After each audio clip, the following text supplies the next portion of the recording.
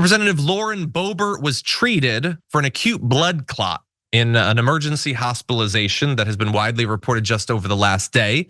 She apparently was diagnosed with May-Thurner syndrome, according to her campaign. They spoke with journalists. She received surgery for it and is now recovering. Lauren Boebert is obviously a very divisive figure when it comes to politics, who has a fairly wild life.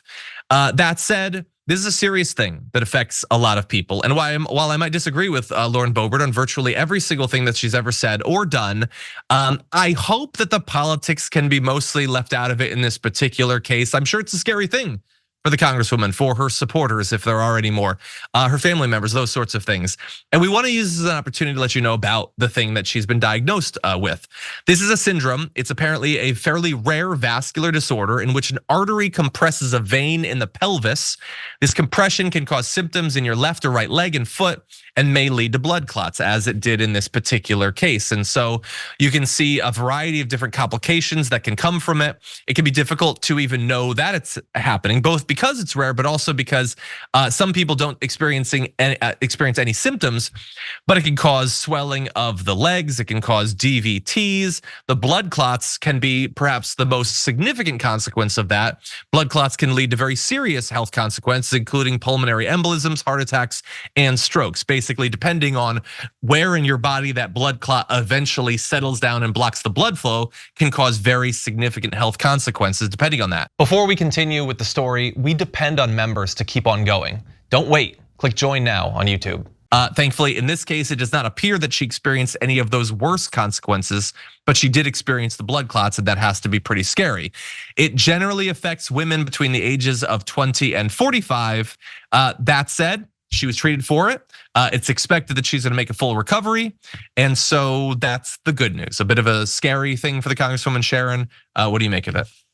I too hope she is going to stay recovered and not have to experience this. As you said, it can be a very serious thing. I even read that, I'm not a doctor, disclaimer, but some of this can be caused by stress, where the blood kind of does different things and cells aggregate in different areas because of stress. So I wish her the best. No, I don't want her in Congress, but it's good when mothers and family members stay well. And so we wish that for her. Yeah, 100%. I mean, she has a big family. That's got to be very scary for them, 100%.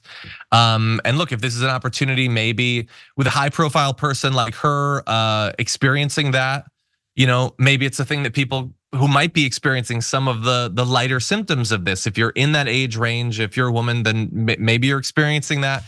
Maybe you can get checked out for it. I think that would be a useful thing to come from this. I had not actually seen that stress can be a contributor to it.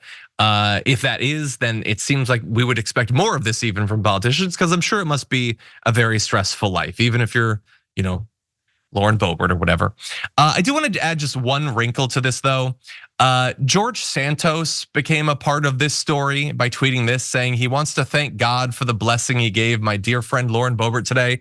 And he talks about the surgery that she underwent, talked about the medical staff and how they're everyday heroes. He says, to Lauren and her family, God bless you all and rest up because you have a lot of fighting to do. And setting aside Lauren Boebert, not attacking her right now. She's recovering from her surgery or whatever. When it comes to George Santos though, I love that he can acknowledge that the doctors who maybe saved her life, at the very least saved her health, are heroes. And the thing about that is they are, and they have been.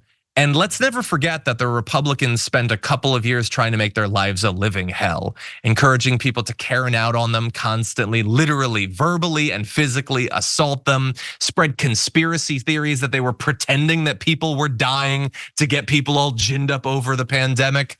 That's a thing that happened, and we went through that for literally years, and they are actually heroes who do miraculous work in the vast majority of cases. So again, not trying to make it all political or whatever, but just never forget.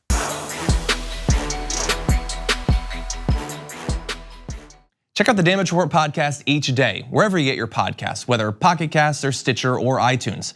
You can join me as I give you the news and stories you want, with a range of co-hosts and interview guests jumping in on the fun each day. Again, that's the Damage Report, wherever you get your podcasts. And if you get them at iTunes, don't forget to rate and review. Sometimes I'll read them live on the show.